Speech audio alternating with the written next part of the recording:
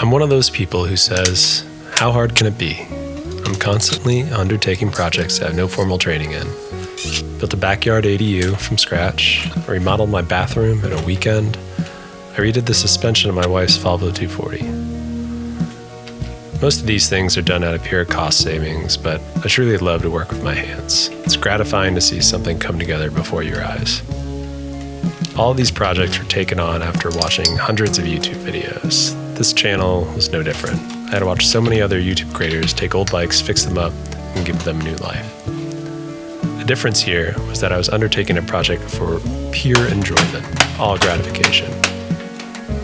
Before I bought this Raleigh, I had put a few bikes back together and even tried repainting my own daily driver.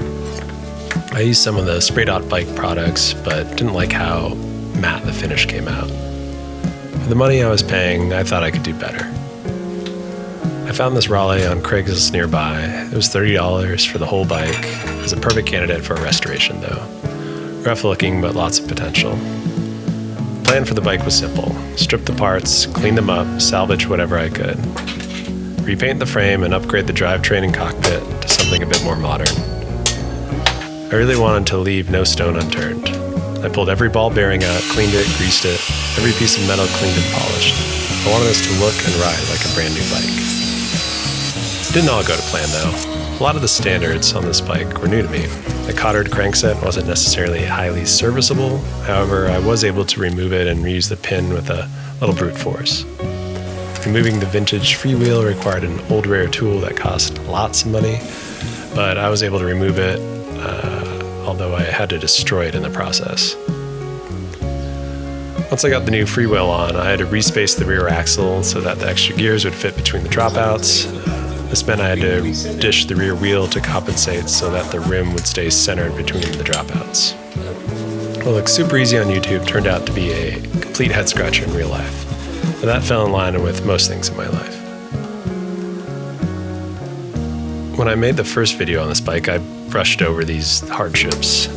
It's not like I was trying to hide the fact that I had to make these repairs. The problem was that it took me so long to figure out how to do it that I didn't bother filming it. It's hard to plan out shots when you're at your wit's end trying to figure out if you can even finish the task. Another big challenge on this build was the paint. I decided to go with a basic metal primer and an enamel paint from Ace Hardware. I finished with a standard gloss clear coat as well. I mentioned prior to this build I had used Spray Bike. After painting this bike, I realized its advantages. It's very beginner friendly. It's really dry paint that prevents runs if you spray too much in one area. The enamel paint will run pretty easily. When you're painting really skinny tubes, such as on a bike, it's really easy to put too much paint in one spot. There was a fair bit of sanding involved and resprays in order to get it right.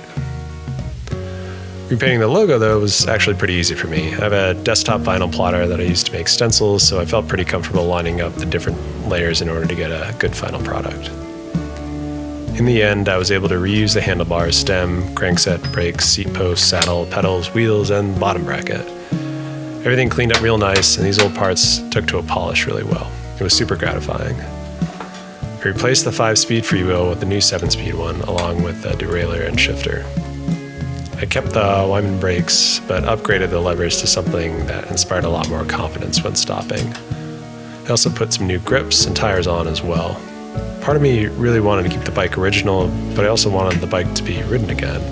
I think it's easy to get hung up on preservation, and I think it has its time and place. It makes sense for historically significant bikes that have a lot of value but are not daily drivers. This bike was a daily driver though.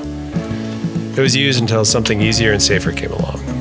To me, it seemed like the best way to get this bike back on the road was to not only make it look like a new bike, but feel like one too.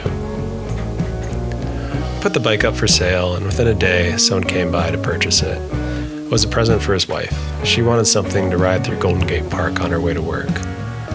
For her, I think I hit the nail on the head. A classic look, but a modern ride. After it wheeled away, I was a bit gutted.